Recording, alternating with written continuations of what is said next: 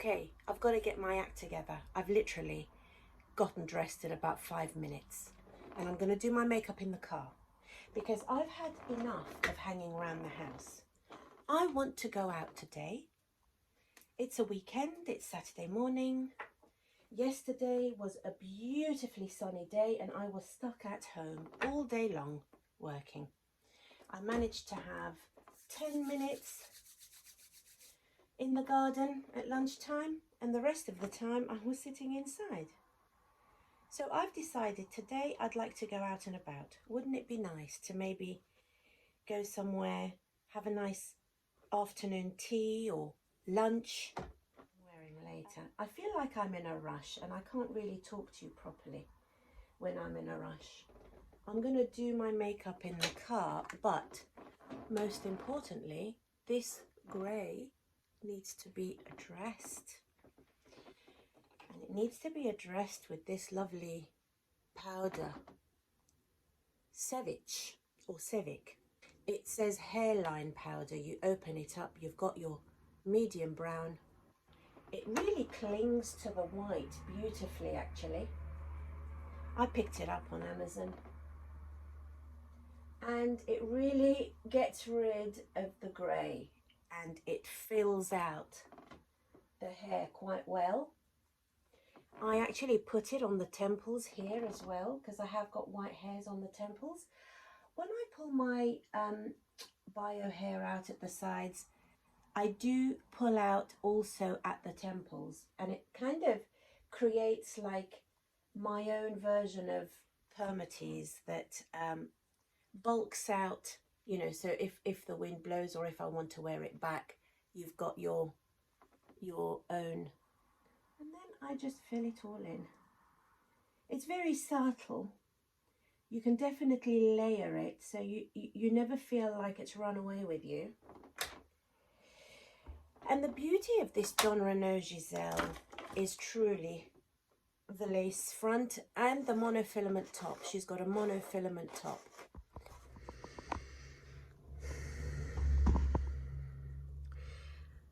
I decided to come out with Steve this morning, it being a nice Saturday morning. He's doing an estimate in Staplehurst in Kent, so I drove out with him. I'm waiting in the car. I did my makeup in the car. I was in a tearing rush this morning because we had to be out the door at 9:30, and I just flung on this dress. I don't know if you remember this dress from last year, and a pair of espadrilles. Grabbed my cardigan, put my makeup in my handbag, and I've just done my makeup while he's in the estimate.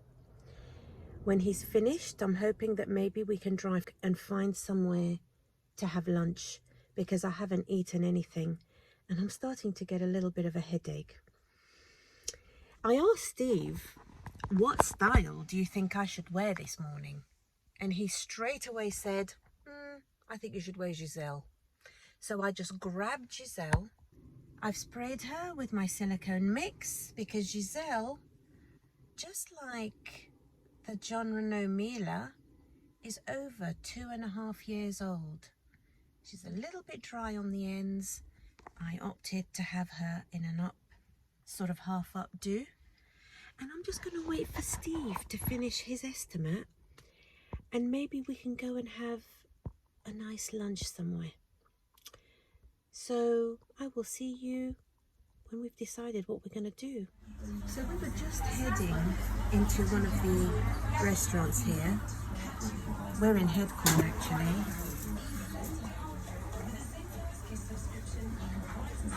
We're just about to have this.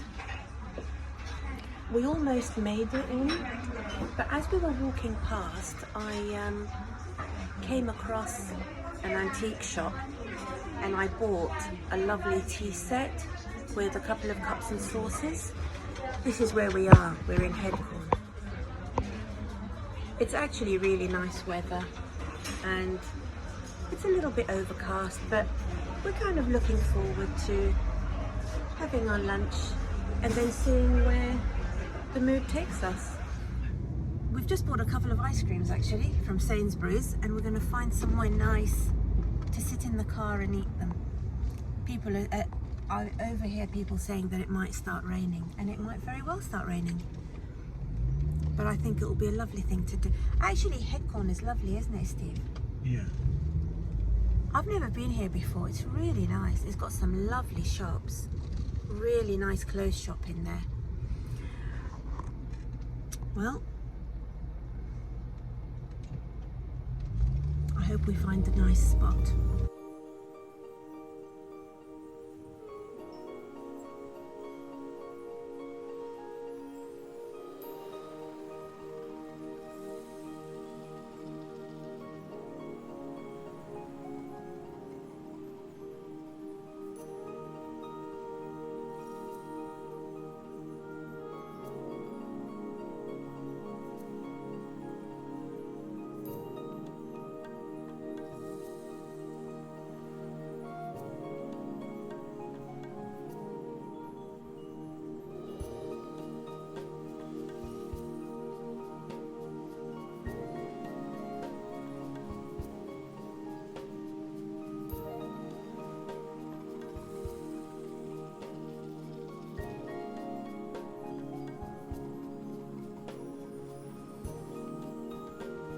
And we have found the perfect spot.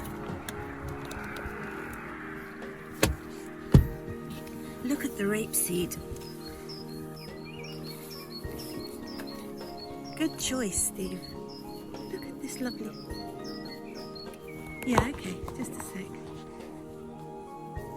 There are so many fields just bright yellow like this at the moment. All the rapeseed flowers are up. Absolutely gorgeous.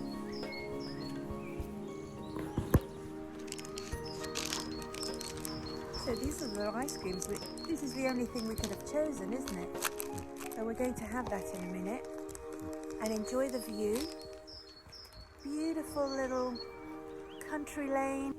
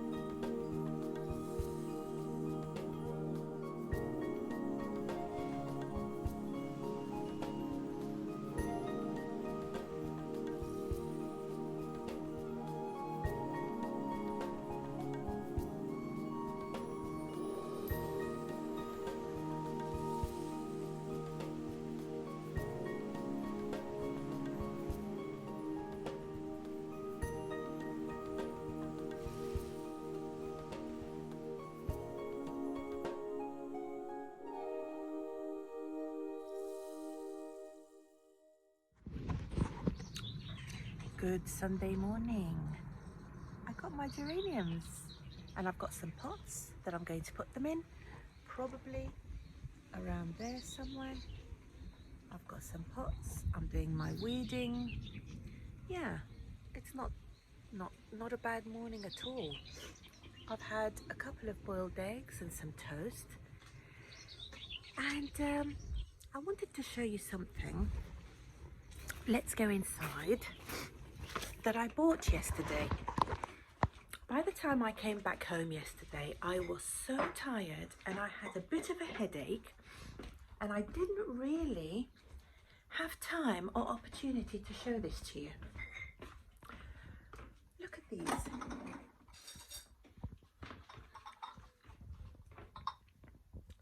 So I found 2 cups, 2 saucers, Royal Worcester. This is the saucer, I don't exactly know how old these are or whether they still make them, but they were definitely in that vintage shop yesterday. And these are the cups. They have a Chinese theme to them. And I really like the saucers because they don't have the indentation at the bottom. They're just flat at the bottom and really quite deep. It makes you think of the days when they used to pour the tea into the saucer and drink it, although this is far too posh for that. I can't turn you around while I'm filming, so I'm going to have to tip you up like this.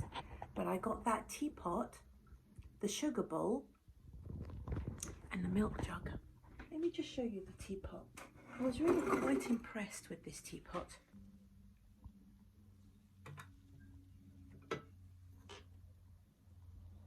Silver plated, they tell me. So I'm very excited about making afternoon tea today. I'm going to pop into Waitrose and I am going to buy some really good loose leaf tea. Hello at the back. Let me turn around. And some very nice, loose leaf tea and some Earl Grey loose leaf tea as well. And I'm going to use those cups that I bought today. Really excited about them. I'm wearing a new skirt. It's from New Look. It was delivered yesterday. Let me show you the fabric. Viscose, but such a pretty colour. I'm wearing it with this white top. I think this may have been from Monsoon about 100 years ago. And the cardigan is from Oliver Bonus. I bought it sort of very late winter. Such a nice powder blue colour. Really, really like that. So I've had a lovely morning so far. I'm going to get that tea, plant those geraniums, and I don't know whether you've noticed or guessed what I'm wearing. I'm wearing Screen Legend today. Haven't worn Screen Legend for a while. Yeah, so Screen Legend it is. Some pearl earrings and some nice diamante bracelets. Speak to you later. I never realised how blooming difficult vlogging is. It is one of the most difficult things I've ever tried to do. You know, I do plenty of stuff and then I think, oh, I should have started filming that and never quite got around to it, and then I don't know, it's certainly a skill that you need to develop, and that's something that I'd like to do. I'm going to have to really research it and think about it. So I wanted to talk about a comment that was left on my channel. It was a review of my John Renau Top Smart. This lady whose name escapes me just now, and I can't look it up because I'm filming, but I will put it on the screen. She left such a useful comment, which I am definitely going to give more time to. So she basically was citing Luster Hair, a woman called Kim, who I believe owns a business called Luster Hair, who's got a YouTube channel, who apparently in the course of her videos has addressed these particular points. And it's all about how to cope when you're in a social situation where you're uncomfortable and you feel someone is trying to talk about your hair wearing or your hair in some way. And I know whenever I've been in that situation, I've squirmed and I've become very uncomfortable, very self-conscious, and then totally lost sight of any kind of boundaries and started talking about all of my negative feelings of anxiety, etc., about my hair loss. Not only is that unnecessary, it's not always appropriate, and it doesn't always help facilitate hair wearing, because we're bound to find ourselves in those situations. So she made these points. So she says that you're not obligated to discuss what is on your head, your hair wearing, be it extensions, clip-ins, full wigs, three-quarter wigs, toppers, fringe, anything. And this is something actually that I often forget about, is that there is a really wide variety of hair and types of hair that you can wear. It's not all about wigs, all right? So yet in my mind, wigs have taken a special place of taboo. You know, the full wig or the three-quarter wig is probably the thing that makes me feel most self-conscious, I suppose. She says you're not obligated to talk about your hair loss or what you've got on your head, and that's very true if you think about it.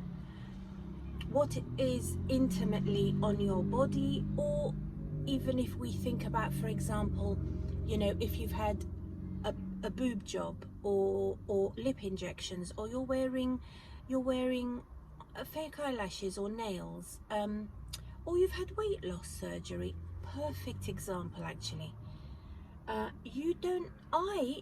As a surgery person, I don't have to tell anybody about my surgery if I don't wish to. And actually, that is a boundary that I have been able to maintain really well, because there are very few people who I've told. I have told work colleagues, but I haven't told anybody really in my private life. If they stumble upon this video, of course they'll know.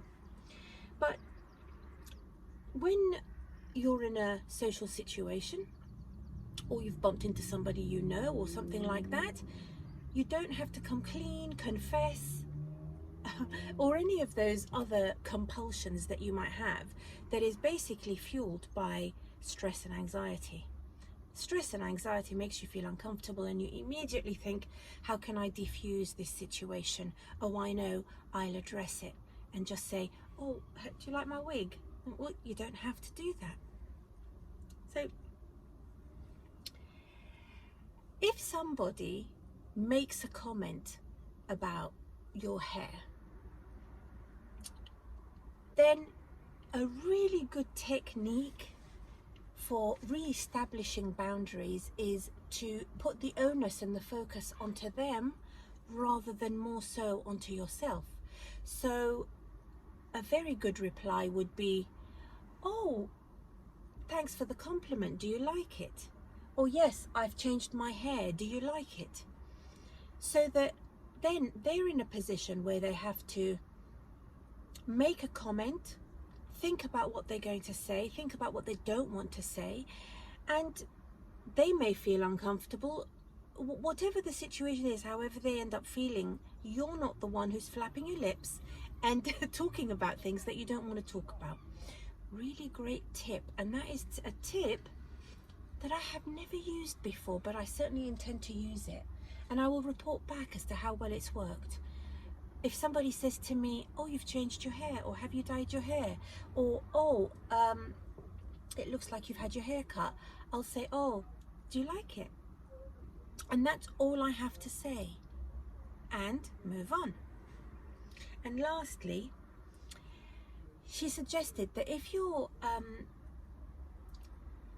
do choose to talk about the circumstances under which you've chosen to wear hair, try not to come off as sounding sad and depressed and all of those other negative connotations associated to hair loss, your hair loss.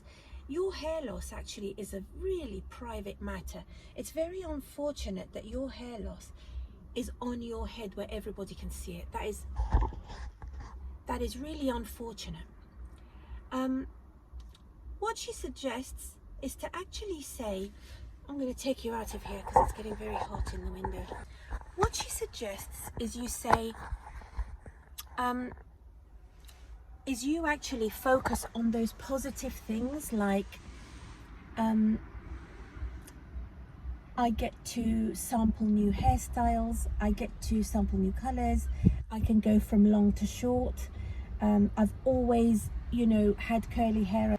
I've always admired straight bobs, and now I actually get to have it whenever I like. It's really good to focus on those positives, because other people then will follow your lead. That tone that you set for the conversation, it's more likely that they will view the hair wearing in that same light. If you discuss the hair wearing as something that is shameful, that makes you feel embarrassed and uncomfortable and very anxious, and believe me, I have actually done that myself in the past. I've talked about it like it was a really shameful thing, and that I was very anxious about what other people thought about it, and made really derogatory comments about my own self.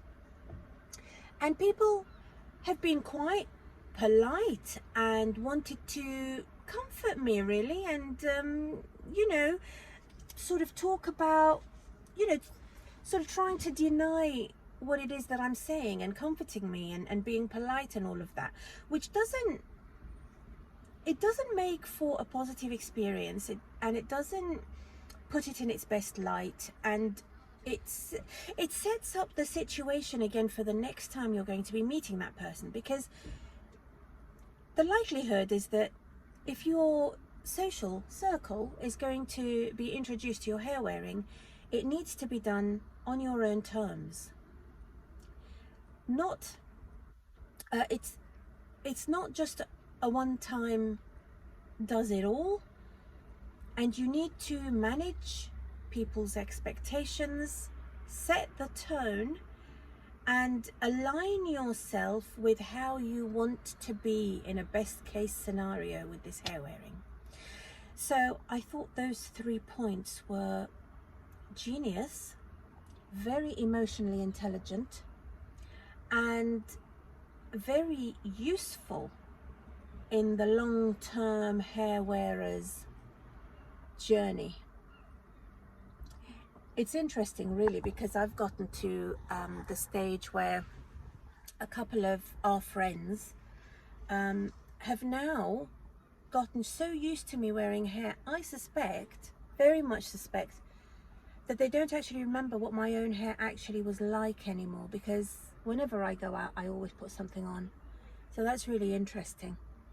It's interesting, this journey, because you always think about the situation you're currently in and the step immediately in front of you, but actually it's a whole long process, and it's constantly changing. People see you in a new light every now and again. Very interesting. I'm going to pop back into TK Maxx. I saw a nice silver tray, which I would like to put that silver tea set on. That lovely silver tea set, I'd like to put it on there, so I'm going to nip in there and buy it. I went round TK Maxx. I left the house, amazingly enough, I left the house with no handbag and ended up having to buy a handbag. It's this handbag, having to buy a handbag to put my stuff in. I really like the size, and I love the silver chain, but then it's got these straps at the top. I don't believe it's leather, but it's a beautiful colour. A really beautiful colour that's such a nice mellow neutral that'll go with everything. Really great colour. I think summer or winter, actually. And of course I bought my loose leaf tea. Okay, well, I'll see you later this evening. I'm still learning about making links between what I've just recorded and then the recording to come. Needs to be somehow linked up. I think when you're writing an essay and you don't link up your paragraphs, it's called a non sequitur, something that doesn't logically follow one thing to the next. So let's see how I do with the next video. Nice top, hey? I got it from Next. So I've just made some tea. for you. This is the tray I bought.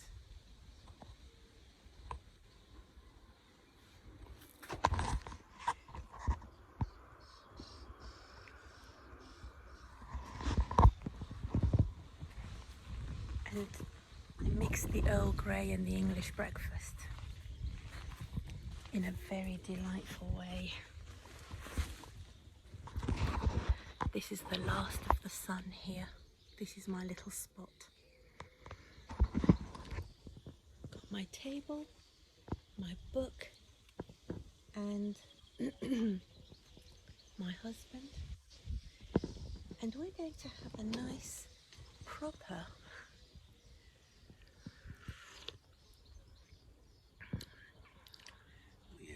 fresh. So let's see if this can be a sequitur. I didn't show you this. I bought it yesterday when we were in Hedcorn. I don't even think it's actual leather, but it's kind of like suede, and it's a little collar, and it's got some lovely lilac beads and some gold beads on it. I think it's gorgeous. Today I found these pair of earrings, and they've got a kind of an aurora type quality to the color of them. I always love anything white, you know, that's why I wear pearls so much. But basically, I have had a really wonderful weekend, haven't I, baby? Yeah.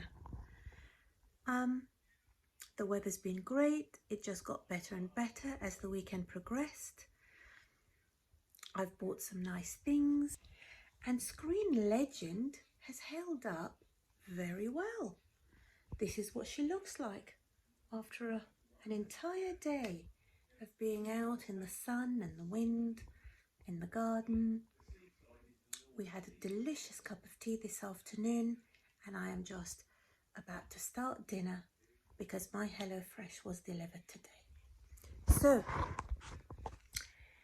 this was my first attempt at vlogging one day, and it took a disproportionate amount of mental power and planning and learning.